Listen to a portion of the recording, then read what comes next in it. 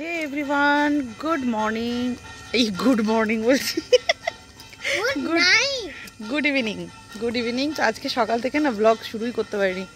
অন্ধকার রাস্তা দিয়ে আমি আর অলি রানী হেঁটে হেঁটে যাচ্ছি, একটু দোকানে যাচ্ছি। এখন থেকেই আজকের ব্লগ শুরু করলাম। এখন ঘড়িতে 7:30 মতন বাজে। তো দোকানে যাচ্ছি, আজকে একটা জিনিস বানাবো, কালকে গোপালের ভোগ দেব। তো তারই সরঞ্জাম কিনতে যাচ্ছি। কি ওটা কুকুর? কোথাও তো বিড়াল রে, ওটার পাশে কুকুর ছিল। কুকুর বিড়াল দাঁড়া দাঁড়া পার হয়ে রাস্তা। আজকে সকাল থেকে বাবার মুডটা একটু অন্যরকম ছিল, একটু খিচখিচ করছিল, ভালো লাগছিল না বলছিল। আসলে শরীরটা খারাপ তো সেই জন্য আর ব্লগটা আর শুরু করিনি, কারণ বাবার ওরকম কন্ডিশন দেখে না ইচ্ছেই করছিল না। হাঁটবি? হ্যাঁ চল হাঁটবি। হ্যাঁ, ওর হাতটা ভেঙে যাবে আমার। স্লাইস ব্রেড হবে কাকু? না এইটা ওগুলো আজকে রোববার তো যা ছিল সব শেষ হয়ে গেছে, রোববার দিন আসে না। ও, এগুলো ভালো। কত করে এগুলো? 5 টাকা করে, বাড়িতে যাও 30 টাকা। পায়েস তো প্রত্যেকবারই গোপুবাবুকে ভোগ দিলে পারেই দিই, কিন্তু আজকে মনে হলো যে কালকে তো ভোগ দেবো, তো আজকে কিছু মিষ্টি টিষ্টির অ্যারেঞ্জমেন্ট করা যাক। তো সেই জন্য ভেবেছি আর দোকানে চলে এসেছি।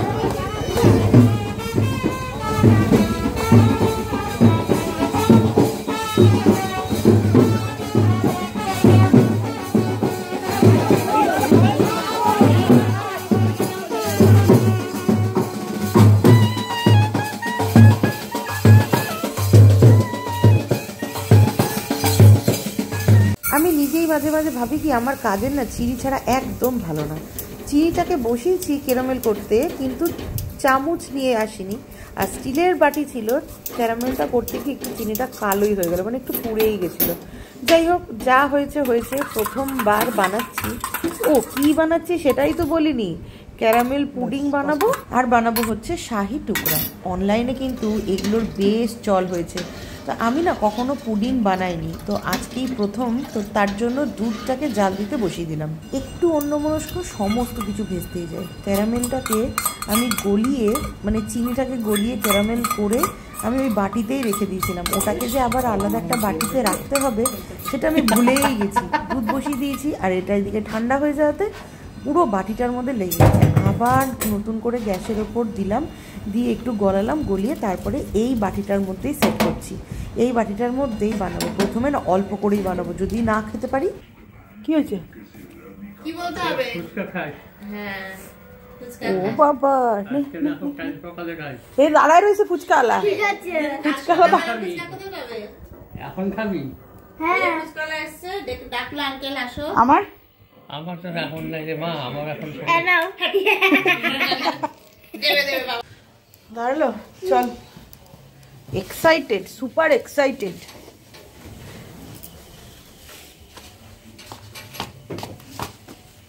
মা পয়সা নিয়ে আসছে। জল এসছে। কি আলু মাখবে নাকি? আলু মাখবো। গন্ধরাজ লেবু আছে? আজকে লেবু না পাতা দেয়া আছে। লেবুটা পাই না। পাতা নেই।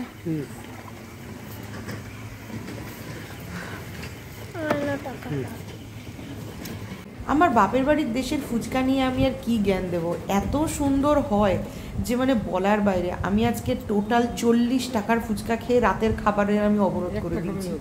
সিরিয়াসলি, পুডিং বানাতে বানাতে যেই ঘন্টা বেজেছে, আমি না অলিকে বলেছি চল গিয়ে খাই। ছোটোবেলায় না আমি এই রকমই করতাম, ফুচকার গাড়ির পিছনে দৌড় লাগাতাম। এত ফুচকা খেতে ভালোবাসতাম। এখনও ফুচকা খেতে ভালোবাসি, কিন্তু সেটা মনের মতন হলে তবে। নিজের বাপের বাড়ির দেশে এলে পারে 40 টাকার 50 টাকার ফুচকা গিলে থুই, আর অন্ডালে থাকলে জোর টেনে টুনে 10 টাকা থেকে 20 টাকা, তার বেশি আর ঢোকেই না। ওই যে পেঁয়াজ ঘুগনির খেলা খেলে দেয় আলুর মধ্যে, ব্যাস খাওয়াটা আপনি আপ চটে যায়। এক একটা জায়গার এক এক রকম, কি আর করা যাবে। আজকের ফুচকাটা কিন্তু দারুণ বানিয়েছিল, দারুণ, যেমন টক তেমন ঝাল তেমন মানে মিষ্টি মিষ্টি, এত সুন্দর। আলুগুলো মিষ্টি মনে হয়, মেবি মিষ্টি আলু মনে হয় আলুর মধ্যে দিয়েছিল, মানে তিনটের ব্যালেন্সই এত সুন্দর ছিল, মারাত্মক মারাত্মক। আর নিজের বাপের বাড়ির দেশের ফুচকার আর কি বদনাম করব। যাই হোক, দুধ আমি গরম করেছি, একটা ভুল করে বসেছি এর মধ্যে, জানেন আমি কর্নফ্লোর নিয়ে এসেছি, এখানে পুডিং পাউডারের দরকার ছিল কিন্তু পুডিং পাউডার দোকানে ছিলও না, তো কর্নফ্লোর পেয়েছি, কর্নফ্লোর নিয়ে এসেছি। কর্নফ্লোরের মধ্যে না উষ্ণ গরম জল, গরম জল বলছি, উষ্ণ মানে একদম লাইট উষ্ণ গরম দুধটা দিতে হতো। তো আমি ফুটন্ত দুধটা দেয়াতে পুরো লাম্পস পেকে গেছে, পেকে গিয়ে ওটা না পুরো দলা হয়ে গেছিলো। শেষে আবার দুধ দিয়ে ওই লাম্পসটাকে হাঁটানোর চেষ্টা করলাম, ওটাকে আস্তে আস্তে একবার লিকুইডটাকে সেটা না একটু ছাড়াতে অসুবিধাই, মানে একটু মানে টেস্টের জন্য একটু চিনি দিলাম, চিনিটা কেউ দেয় না, গুড় দেয়, কিন্তু আমি একটু চিনি দিলাম, কারণ এইবার এটা তো আর আমার বাড়ি না, আমার বাড়ি না বলতে আমার সংসার না, তো ওই জন্য না, মা বাবার যেহেতু সুগার, তো ওইসব গুড় টুড় মা বাড়িতে একদমই রাখে না। যাই হোক, কথা বলতে বলতে আমি এই মানে এটা আমার পুরোটা রেডি হয়ে গেছে। এরপর আমি এই গরম ফুটন্ত দুধটা আমি ওই যে চিনিটা রেখেছিলাম, মানে ক্যারামেল করা চিনিটা যেটা ছিল তার উপরে দিয়ে দিলাম, মানে ভিডিওতে এইরকমই দেখেছিলাম।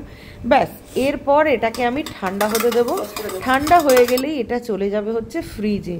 ব্যাস, এরপর আর এটার কোনো কাজ নেই, এটাকে সাইডে করব, করে এরপর আমি শাহি টুকরা বানাতে বসবো। শাহি টুকরাটা কিন্তু অ্যাকচুয়ালি আমি ভিডিওতে দেখলাম যা, বুঝলাম যা, ওটা হচ্ছে ঈদের টাইমে সবাই বানায়। পুডিংটাকে ঠান্ডা হতে দিলাম, এরপর আমি পাউরুটির যেটা বানাবো, তো তার জন্য ফার্স্টেই একটুখানি দিয়ে দিলাম ঘি, একটু বেশি করে ঘিটা দেবো।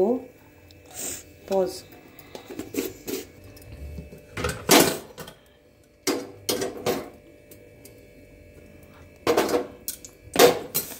যাচ্ছে পুরো। আমি স্লাইস পাউরুটি নিতে গেছিলাম, কিন্তু এই বন পাউরুটি আছে, স্লাইস পাউরুটি পাইনি, তো যা পেয়েছি সেটা দিয়েই করব। তো আমার মেন উদ্দেশ্য হচ্ছে বড় গোপালকে খাওয়ানো। আমি এটাকে ছিঁড়ে ছিঁড়ে দিচ্ছি। এই ডেজার্টের প্রিপারেশনটা যদি ভালো হয়ে যায় আজকে, তাহলে সামনে ঈদ আছে, ঈদের টাইমে একদম প্রপার যেরকম শাহি টুকরা বানাই, ওই স্লাইস ব্রেডগুলোকে দিয়ে ক্ষীরটাকে বানিয়ে আগে থাকতে, মানে ওটা প্ল্যান করে বানাবো, তাহলে একদম পুরো ডিটো যেরকম শাহি টুকরা হয় সেই রকমই হবে। যদি গন্ধটা কিন্তু দারুণ বেরিয়েছে। আর আজকে আমার ক্যামেরাম্যান কে জানেন?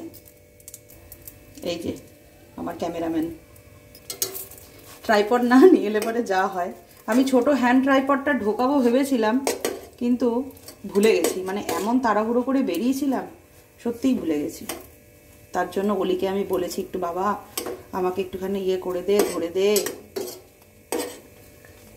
আজকের ব্রেডটা মিষ্টি মিষ্টি, তো সেই জন্য না আমি চিনিটা একদম অল্পই দিয়েছি ওই দুধটার মধ্যে, নইলে আর একটু বেশি দিলে পারে কি খেতে বেশি বেশি ভালো লাগে। আর এর মধ্যে দুধটা যতটা ঘন আর যতটা ভালো, মানে ঘন হয়ে ক্ষীর ক্ষীর মতন হবে না, তত এর টেস্ট বাড়বে। আমি একটুখানি কর্নফ্লোর দিয়েছি, কারণ দুধটা না, মানে মা বললো এই মাদার ডেয়ারির এই প্যাকেটটার নাকি দুধটাই এই রকম, মানে ওই রুগী টুগি খাওয়ার দুধ আর কি, সেজন্য একটু পাতলাই দুধটা, ওই জন্যই আমি এর মধ্যে একটু কর্নফ্লোর অ্যাড করলাম। এরপর ঘিয়ে ভাজা বাটার বলছি ব্রেডগুলোর মধ্যে ওই যে কর্নফ্লোর দেওয়া যে দুধটা আমি রেডি করলাম সেইটা ঢেলে দেবো, দিয়ে ভালো করে একটু নাড়বো যতক্ষণ না একদম ক্ষীরের মতন টেক্সচারটা না চলে আসছে। গন্ধটা কিন্তু মারাত্মক বেরিয়েছিল, ঘি আর দুধের গন্ধ এত সুন্দর, মানে কি বলবো, কম্বিনেশনটা কিন্তু দারুণ। যদি আজকে সাকসেসফুল হয়ে যায় তাহলে একদম কথা দিচ্ছি ঈদের দিন রাত্রেবেলাতে এই ডেজার্টটা বানাবো একদম প্রপার শাহি টুকরা, যেরকম আমি অনলাইনে দেখেছি, মানে সবাই বানিয়েছে আর কি। তো গল্প করতে করতে আমার শাহি টুকরা বানানো রেডি। এরপর এটাকে আমি প্লেটিং করব। এই প্লেটটা, মানে এই ব্ল্যাক কালারের প্লেটটা বোন মাকে দিয়েছিল, মা ব্যবহারই করে না, ওই জন্য আজকে ভাবলাম যে এটার উদ্বোধন করে দিই, কারণ যে কোনো জিনিসেরই ফার্স্টে দর্শনধারী পেহলে গুণ বিচারি। তো দেখতে যদি ভালো না হয়, প্লেটিং যদি ভালো না হয়, তাহলে মানুষ খাবে কি করে, কি দেখে খাবে? তো সেই জন্যই ভাবলাম যে একদম বেশ সুন্দর করে প্লেটিংটা করি। ঘরে ড্রাই ফ্রুটস ছিল, তো সেটারই একটুখানি পাউডার করে একটু ওপর দিয়ে ছিটিয়ে দিলাম। এটা না, এটা দেবো না,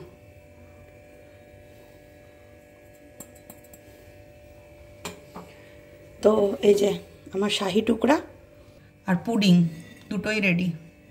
এবার এই দুটো ঠান্ডা হলেই ফ্রিজে রেখে দেবো ঘন্টা 5 কি 8-এর মতন, তাহলেই রেডি। মোটমাট এই দুটোকে রাতের বেলাতেই ফ্রিজে করে দেবো, কালকে সকালবেলায় একবারে গোপালের ভোগ দেবো, তো তখনই একবারে গোপালকে দিয়ে তারপরে আমরা খাবো। তো দেখবো কীরকম হয়েছে। তো আজকে আর কোনো কিছুই নাই, তো এই হচ্ছে ব্যাপার।